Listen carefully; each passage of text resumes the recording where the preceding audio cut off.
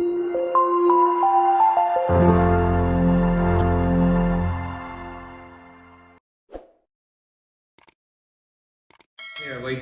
to our pre-Rosh Hashanah shiur. First of all, before we start, our shiur is sponsored by Moshe ben Abraham, Moshe Melamed, for the zchut of him, his wife, and his kids. Hashem yivarech olam b'shana tova u'metuka, bracha, revacha, tzlacha, parnasa tova, shefa, yeshua v'dolo, v'kol metuches v'noai.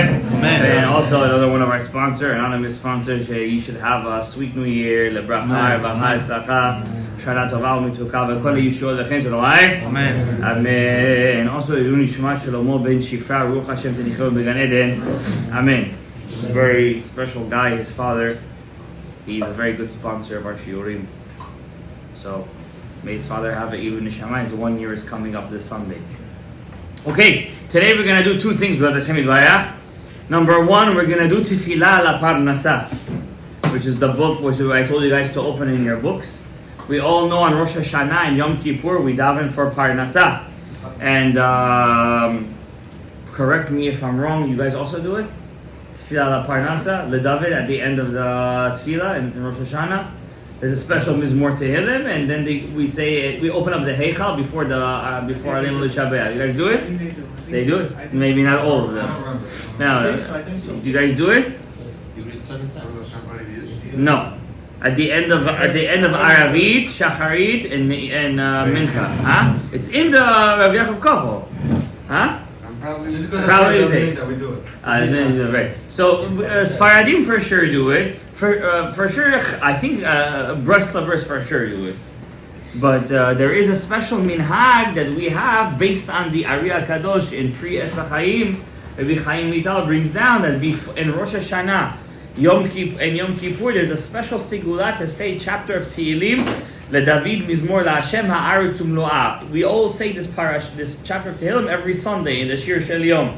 I forgot the number of the Tehillim. Is it 22? Am I right? Okay, so take a Tehillim, see if it's 22. Just till I continue. It's for sure not 27 because that's the David Hashem Uri V'ishi. We say that after Shachari for 40 days, right? Huh? They give him a Tehillim over there. I believe it's chapter 22 or 23, something like that. Maybe 24 even. Why not all the 20s? Huh? It's not 22. David Hashem Ha'aretz Umlo'ah. 23? Okay, you let me know. So there's a special sigula from the Rav Chaim Vital to say this chapter of Tehillim, and it's sold for a lot of money. Every single 24. We said 22, 23, 24. We get 3 strikes. This is chapter 24 of Tehillim. We say it also every Sunday in the Shir Shel Yom. And in the Rav Chaim Vital Sefer, Pri Etz HaChaim, not in Shara Kavanot, in Pri Etz HaChaim, it says whoever says this on Rosh Hashanah and Yom Kippur, in Aravit, Shacharit, and then at the end of Musaf, not in Mincha, and if he's home and he's up early in the morning, if he says it after he hears the rooster crow in the morning, or roost, I don't know how you say it, crow, roost, muftach lo, it's promised him, shelo yichsar lo mezonotav, that all that year, it's promised to him, he'll have the money that he needs. Now, what does that mean? He'll have the money that he needs. Not that he's going to have money to buy a new Rolex. That's not what it means. He'll have the money that he needs. Maybe for some people, they think that's what they need. Money that he needs means they'll have the money not to be in debt, not to be borrowing money from people. He'll always have food on the table. He won't worry where his next meal comes from. That's what it means. Money that he needs. That's a big promise. So because why? There's a story in the Gemara, Rabbi Chia, who's a big Tana, very big Tana, student of Rabbi Yehuda Hanasi. You guys all know him, right? He had a very good wife, right? His wife was in labor for 2 months. 2 months, the Gemara says. She had twins, and one of the twins she gave birth to at 7 months, and the other one wouldn't come out. And she thought she was gonna die basically for 2 months. I don't know if there's ever such a case recorded before in history, But the Gemara brings down, and she was in labor for so long. After she gave birth to her second child, the other twin, she named him Yehuda and Chizkiah. She made up a rumor that her kids are mamzerim. She became crazy in the head. She made up a rumor that her kids are not her husband. And who's her husband? Rabbi Chia, the chief, the biggest Tanah, the student of Rabbi Yehuda Nasi. And Rabbi Chia still said, you have to love your wife and respect your wife. And he didn't divorce her. He said you just got a little, how you call it, postpartum depression. So back then they also called it postpartum depression, but just not the postpartum part. They still call it depression. And he still respected her and loved her and everything was good. The Gemara once says a story that two beggars come to the door, and his wife says to them, listen, my husband is eating right now. Come back another time. Don't come back right now. Don't mess with the host in the middle of his meal. And Rabbi Chia, listening from the door, he says, let them in. So she says, why? It's not respectful, it's not manners. She says, give them kesef. Give them from the table. Why? Back then it was it was not unusual to let aniyim come join the meal in the middle of the table. So we're not used to these things these days. I don't know how it was in 50, 70, 80, 90 years ago in Bukhara or in other places in the world, but back then people would come to the door, they would know what time is evening meal, and you would open the door and tell them, join my meal. Today it's not like it. Today you give tzedakah. When you give tzedakah, first you give tzedakah to the people who are closest to you. If you want to know how to give charity in your life, you never ever give charity to a person who's far away from you first. First you find a family member that needs help. Whether it's their fault or not their fault, or whether they did bad decisions in their life. First you give charity to your family members. And then if you have extra, you give to your community members. And then after the community, you give to your city. After your city, your country. Then after your country, you could give to overseas. Except for tzedakah la'aniyei Eretz Yisrael. Tzedakah for the aniyim of Eretz Yisrael always comes first, except for your family members. Except for your family members. A person has a family member who needs tzedakah, first him. He's always the first priority. Then aniyei Eretz Yisrael. Okay? That's the hierarchy of tzedakah. It's halakha. So therefore, Rabbi Chia said, so back then, how did tzedakah used to work?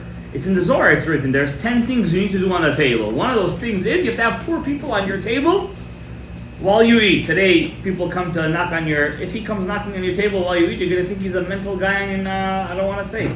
Starts with a C and ends with a K. Sometimes we use it as a cracker. No pun intended. So therefore, you're not going to invite him to your house, right? You give him some money, some kesef, some tzedakah. But back then it was very important, the Zohar says, to invite them on your table. For example, the Zohar says in Helchot Birkat HaMazon, if a poor person is not eating on your table during the Seudah, which Seudah? Any Seudah, except for one Seudah, which I'm about to tell you, then your table is not complete. Your table is not considered a complete table. Why? You didn't give to the Ani. In Kabbalah, the Ani, in Sod, the Ani is called Sfirat HaYesod. The Sfirat HaYesod, your Brit, is called an Ani. Why is he called an Ani?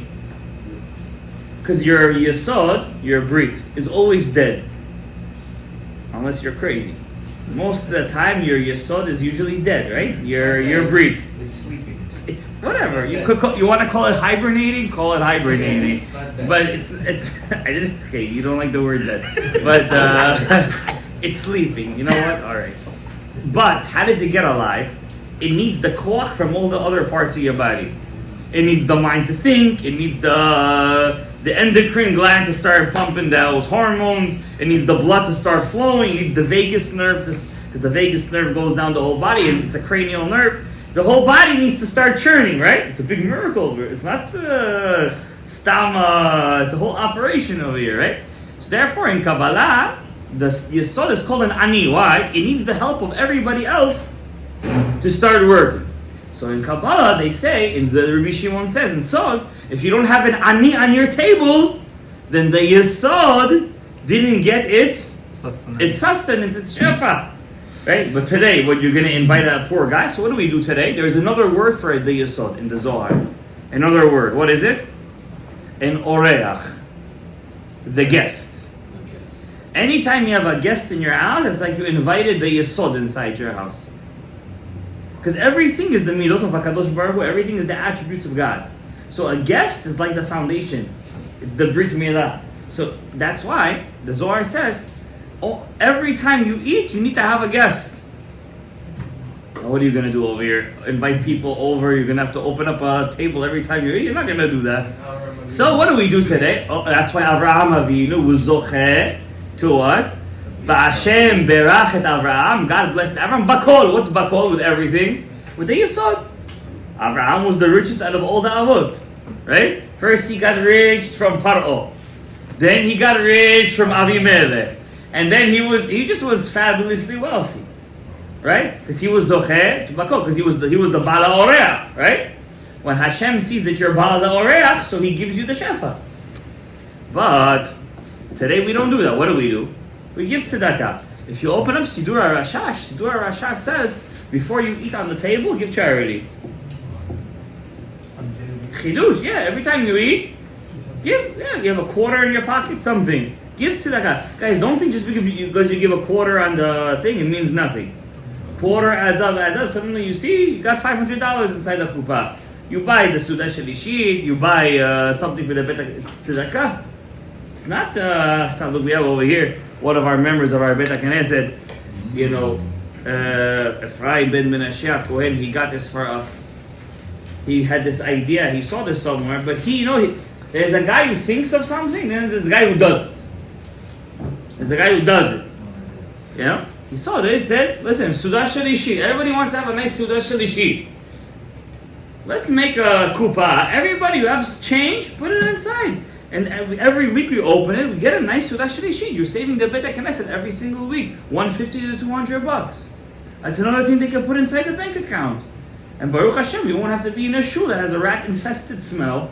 And one day we could have our own place with our own mikveh and our own thing, and we could, sit like Bnei Adam and grow and have our kids have their own park without having to be chased with a broom. You guys don't see the messages that I get. You guys don't see it.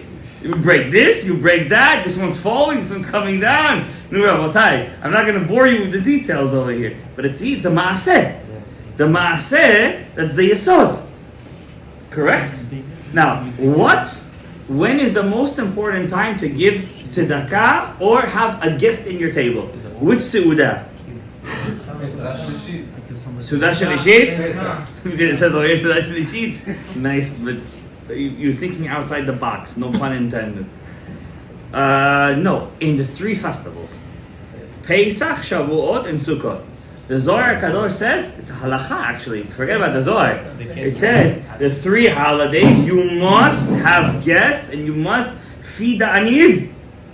You must. So if you know somebody who can't afford Yom Tov, let's say you don't know anybody, you say, I want to give. Go online, go on the Chesed Fund. Chicken for Shabbat takes you to Be'ezri, Yad Eliezer, and you donate $100. Before Rosh Hashanah and before Sukkot you have to do it. Yom Kippur nobody eats unless they're sick. Right? But you have to give, especially in front of the 3 festivals. But there is one holiday you don't have to give. Even if you don't give, the Shekhinah is on your table. What is that? Shabbat. Shabbat. Even if nobody's on your table on Shabbat, the Zohar says it's okay. Shabbat, you're giving to the Ani anyways. Who's the Ani? The Shekhinah itself. God's divine presence itself. God joins you on the table. How do we know God joins you on the table on Shabbat? Every married man should know this. Because if he doesn't sing it on the table, why don't you sing it, right? Why are you just reading it? Eshet Chayil, you see. What does Eshet Chayil mean? A woman of valor who will find, correct? So the truth is, you're not singing it to your wife, and I know King Solomon said it for his mother, but the whole song is set for the divine presence. The divine presence is coming to join you on your table. Your Shabbat table is a very holy place. You shouldn't talk shtusem on it. You shouldn't talk divrei nivela on it. You shouldn't curse on the Shabbat table. You shouldn't have John Ganozi on the Shabbat table. Shabbat table has to be a place that's very pure. Because on that table rests the Shekhinah, God's divine presence. You're giving tzedakah to God's divine presence. Hashem put himself so down in this world that he's willing to take from you tzedakah, from what he gave you. And then from what you gave him is what he's going to give you back for the next 6 days. So how beautiful you make your Shabbat table, that's what you're going to get for the next 6 days. You guys remember the famous story? The Gemara says, why are people in Bavel rich? What does the Gemara say? Because they respect the Shabbat. The Gemara says, Masechet Shabbat, page 150 something. Why are people in Bavel rich? Because they respect the Shabbat. What does it mean, respect the Shabbat? You guys think it's a joke? You go shopping, you see the nicest thing, say Zeh Lichvot Shabbat. Say it mamash. You remember Rav Zachariah Wallerstein? Hashem should rest his soul in peace. Amen. Very big tzaddik he was. He did a lot of things for the Jewish community, especially the Bukharian community. He was a Kohen too. He was Zachariah HaKohen. He once said this in a shiur, and I heard this when I used to listen to shiurim, when I was younger, much younger. I know I'm still young, but even younger. When I was single. He said over there, we used to go to shiurim, not always for the right reasons. So he was there giving a shiur.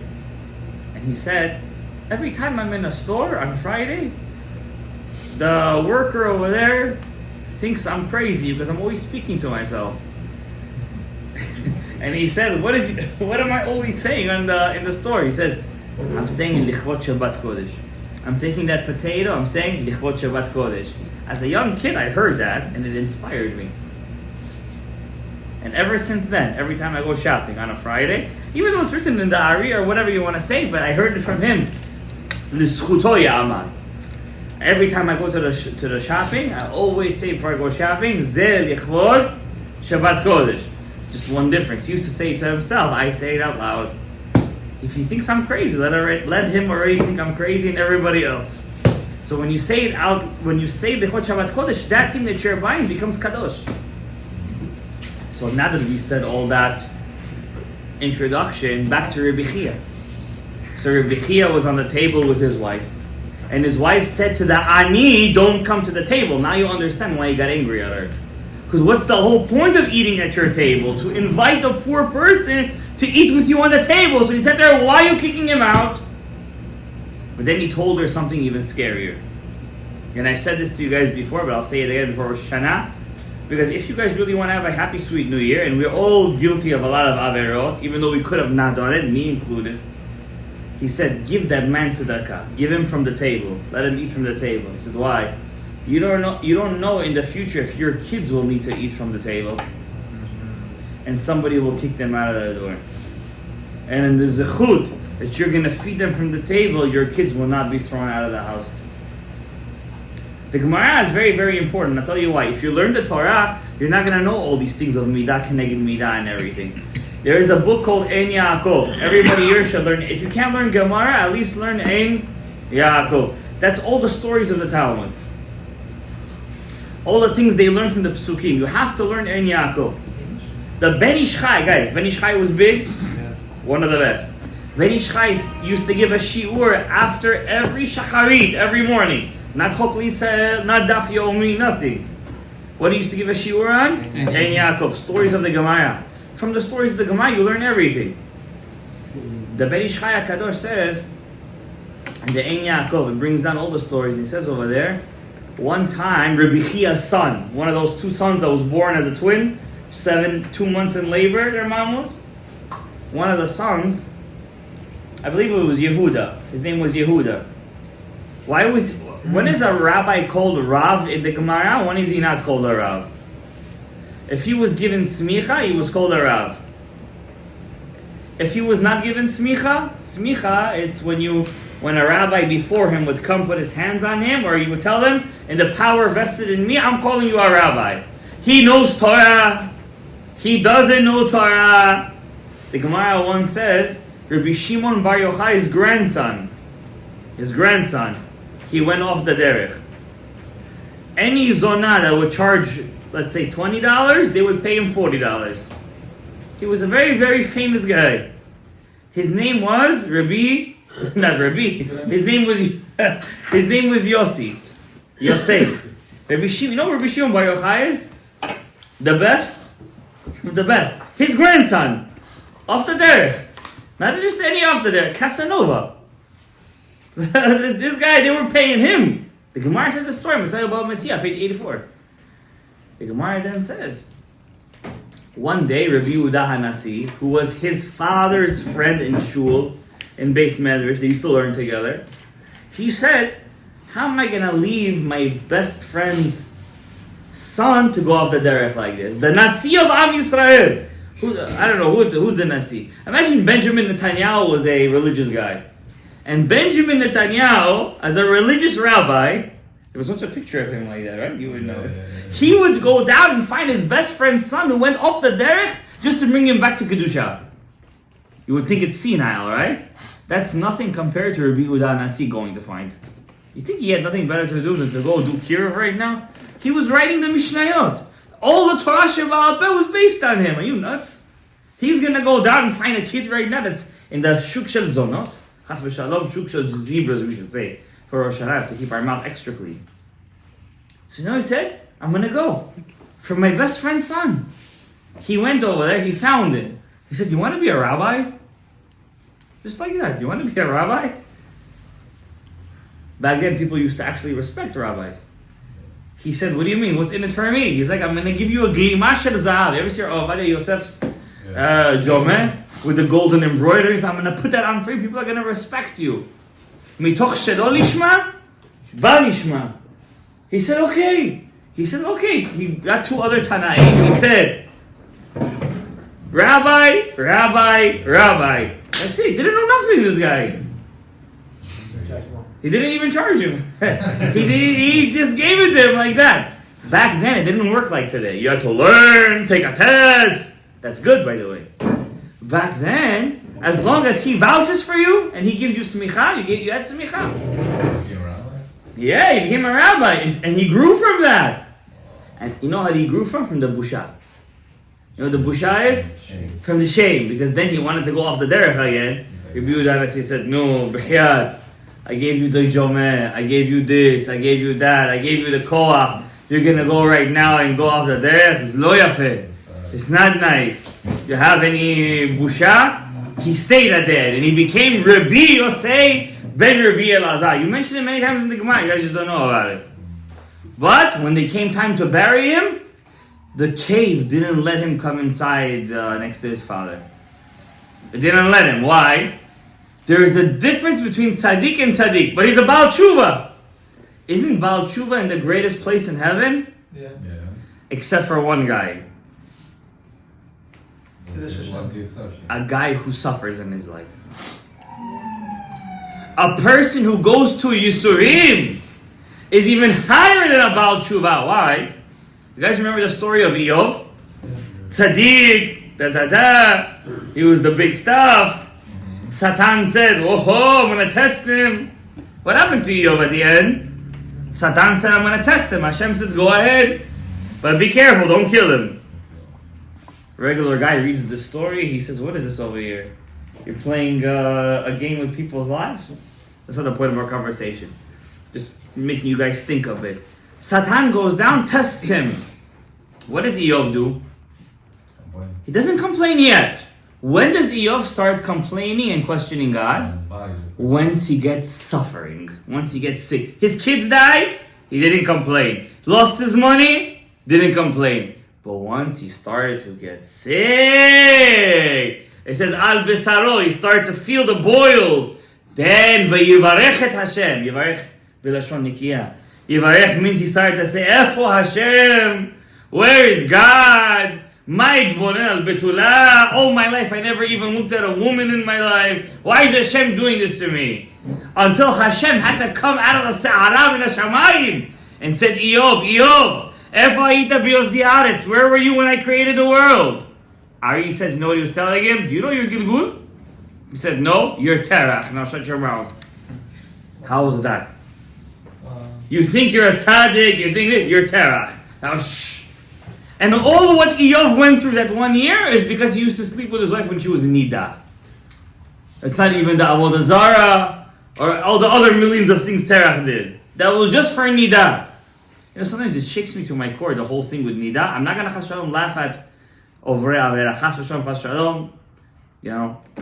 But sometimes just the idea of Hilchot Nida makes me crazy. Because sometimes I speak to people, I'm like, you know, keep Taharat HaMishpacha, go to the mikveh. Mikveh is dirty. I can't wait for 7 days. I can't wait for 11 days. I can't wait for 12 days. I said, did you try Taharat HaMishpacha? You know, I was thinking about this today. You know, I, Baruch Hashem, have the zechut to be teaching in a yeshiva for close to 10 years, maybe even more. I said, so many kids go to yeshiva. Sometimes I see all the statuses of people yeshiva, yeshiva, yeshiva, yeshiva, yeshiva. Be'emet, how come be'emet, only out of all those yeshiva kids, only one comes out of Moreh Hora'ah? People go to medical school, the whole class, most of the class, they graduate to become doctors. Plenty of doctors out there, right? How long does it take you to find a rabbi to answer your halachic questions? And then when you ask him a question, sometimes he doesn't know. How long? And he might fake it, by the way. He'll be like, I think it's okay, you know, mutar. And how long does it take to find out? I say, listen, I don't know. I gotta ask the one above. Yeah, and then it's even rarer to find the one above say, I don't know. I had this case not long ago. Case like that. But how come by people who go to yeshiva? A yeshiva class starts with 10, 20, 30 kids. Every year, 10, 20, 30 kids. How come at the end of the day, it's so rare to find one kid that comes out of Moreh Hora'ah? There's suffering involved. What suffering? They all went through the same environmental situation. You have to have as a parent, you have to have a zechut to have a child. That's what I'm asking. What's that zechut? The Gemara says 100 go in, one comes out. What? Why? You have, for example, you doctor, right? You have class of pharmacists, you have class of lawyers, class of accountants. They go in 500 in a class. They come out maybe 350 all graduate, and each one is dumber than a donkey. But they all graduate. Somehow they find the Levi Zilah and they come out like this, come out like that. They find this way, that way. They all graduate. How come by Talmid Chachamim it's not like that? You know when I figured this out that it was a real problem? When I was in Kollel, Rabbi Babai, I don't know if he wants me telling the story, but it's not going to get to him anyways. One time we were sitting out with Rabbi Babai. He used to come to us once a week in the Kollel. So Rabbi Babai comes to me, and it was his first or second time visiting Shari Tzion, the yeshiva. And he comes to me and he says, I don't see faces of Talmid Chachamim over there. I asked him, what do you mean? He said, certainly yeshiva. He said, the nejni, the busha, I don't know how to say it. Not the sincerity, the ambiance. A Talmid Chacham has a certain ambiance to him. A certain tzniut to him he has. Like, not everybody has that tzniut. He's like, I didn't see it anywhere. And that's where it hit me the first time when the Gemara said, 1,000 come in to learn Chumash. 100 go to Mishnah. 10 go to learn Gemara. 1 comes out of Moreh Halacha. It's not allowed to come out. You know why that is, guys?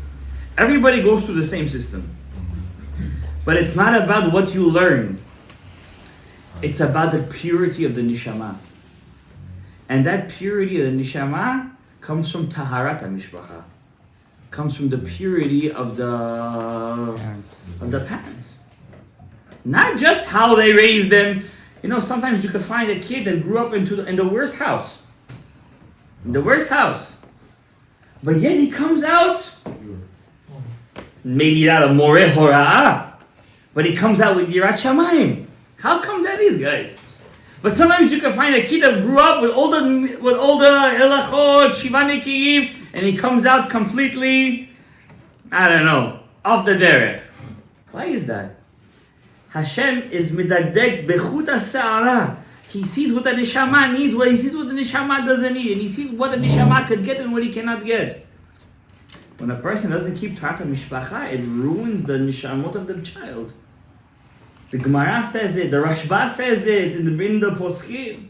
Hilchot Nida is one of the major things, to the point where in Sefer Likutim, Parashat Bereshit says, so what does it mean that Nachash came onto Chava?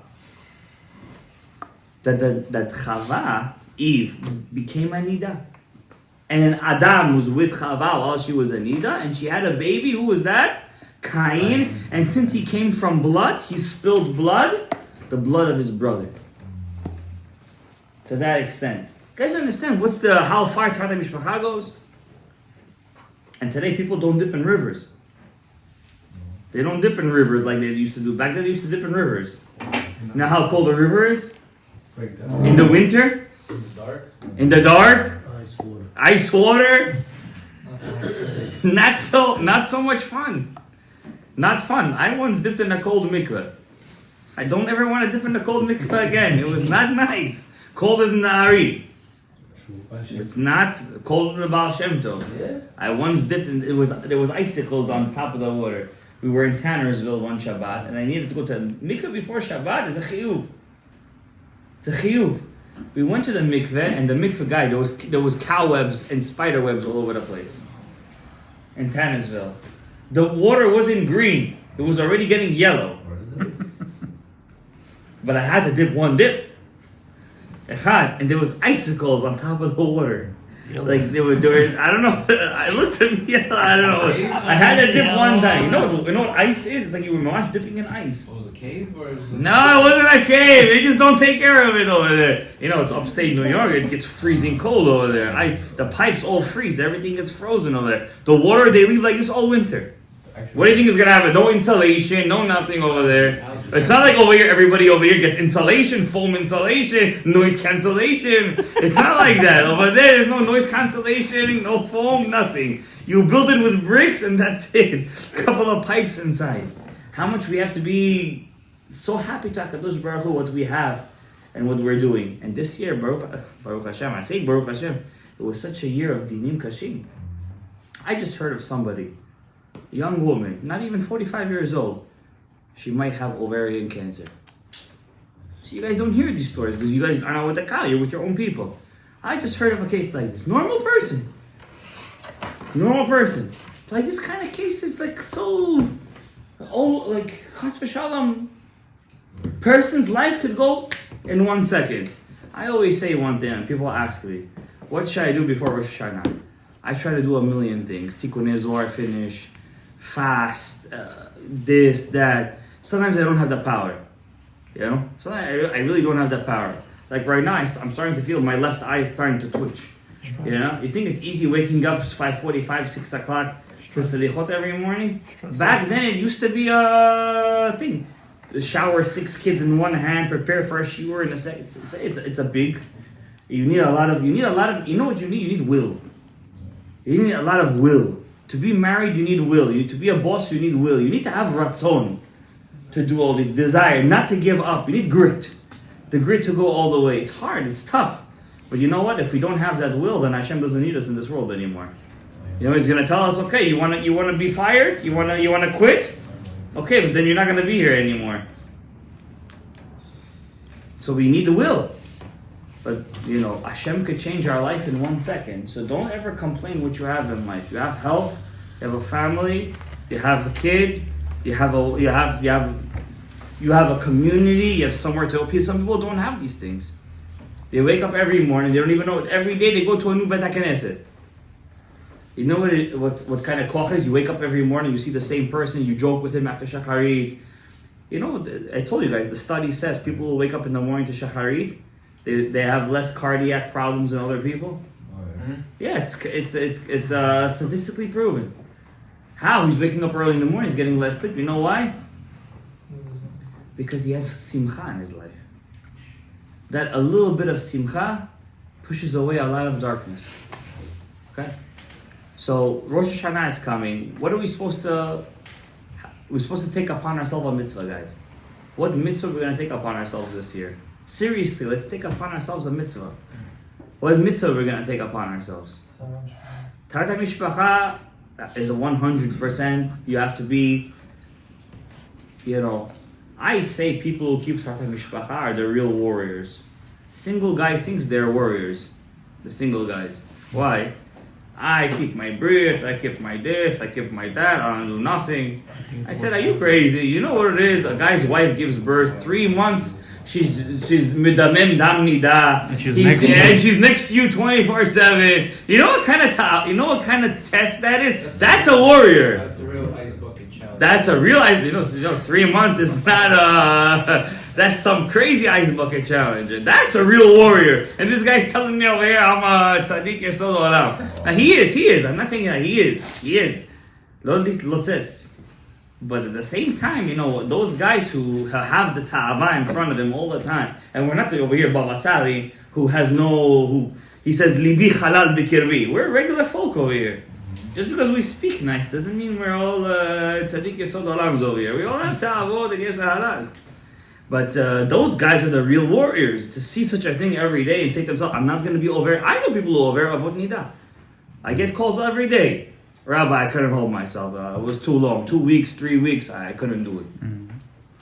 I said, what, she didn't say anything to you? She said, listen, women can be easily persuaded. That's true. Gemara says, Nashim da'atan kala. Understand? And a guy who holds himself, I give him kudos. He's zocheh. He's zocheh to shomer his einayim, even though he has a big thing. And a guy who has a business and he's able to hold himself not to do the Levid Zidah, I give him super kudos. Sometimes it's so easy. What holds you? Only one thing. Yirat Shamayim, that's it. Nothing else. Nothing else could hold you back. Not the government, nothing. Just Yirat Shamayim. That's the only thing that holds a person's back. You know somebody's watching you. Not Big Brother, Hashem. Yeah, the boss. The boss is watching you, right? 100%. Okay? Now, I want to tell you guys Kavanah before we call it a night. First of all, what Kabbalah we're going to take upon ourselves this year? What Kabbalah? What are we going to take upon ourselves this year, guys? Do a siyum.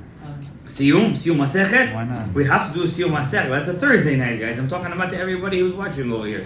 What are we taking upon ourselves this year? What up to page? Page 17 we're up? No, we're up to page 17? 17b, right?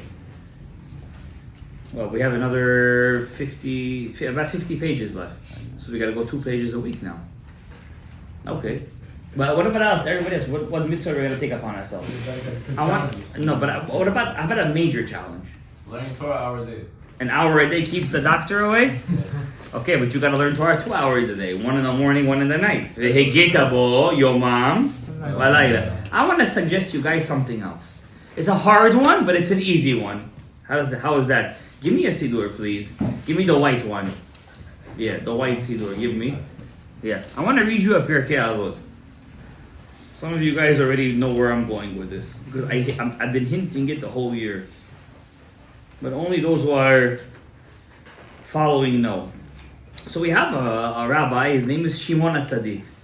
He was the last of the Anshe Knesset Agdola. He says the world stands on 3 things. On Torah, Avodah, that's prayer.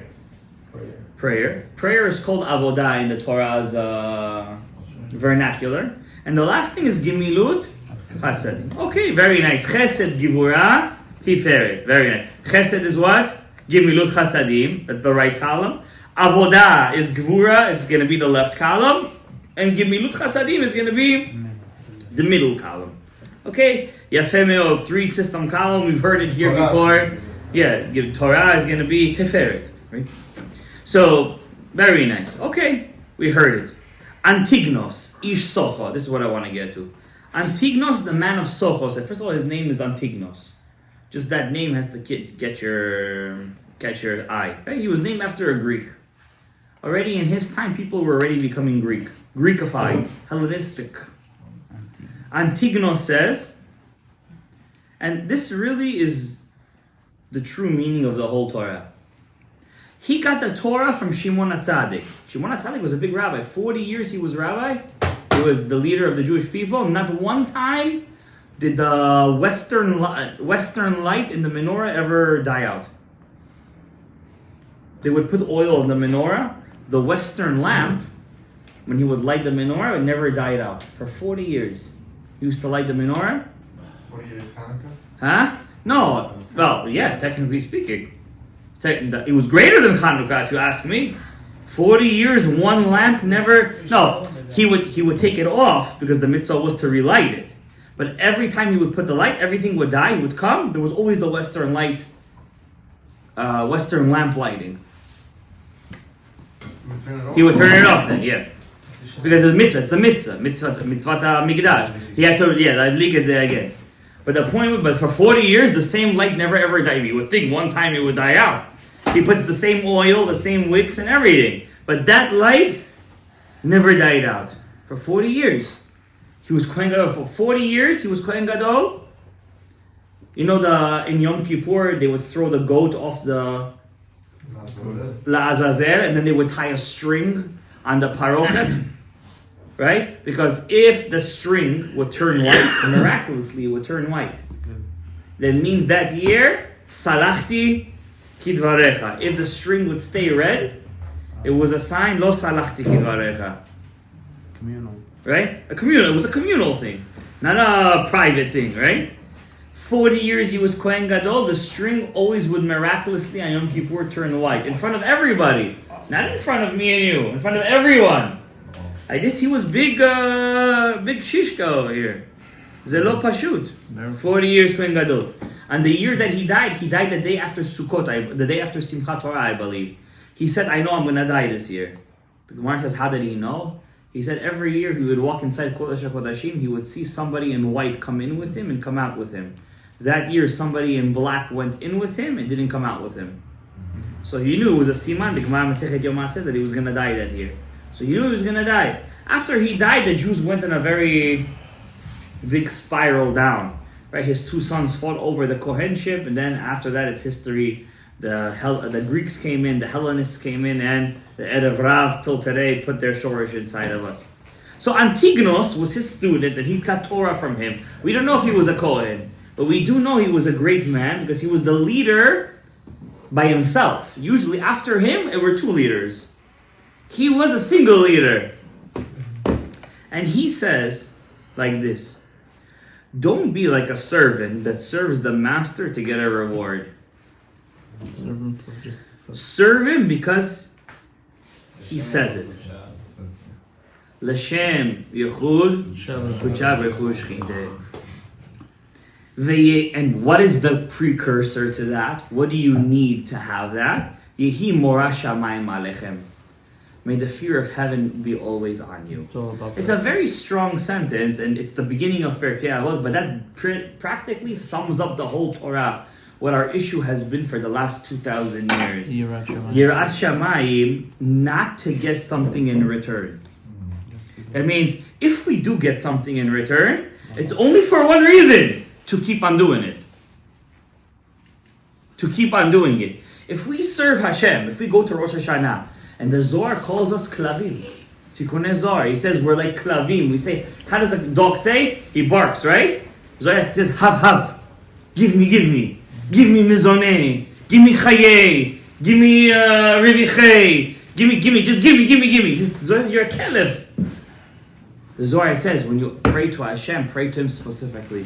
Say to Hashem, give me, so I can use it for you. Give me a house, so I can invite guests. Give me a house so I could build a sukkah. Give me money so I could buy tefillin. Give me kids so I could raise them in your path. Give me a wife so I could be mikayem the mitzvah prayer v'yah and fill your world with tzaddikim. Give me for you.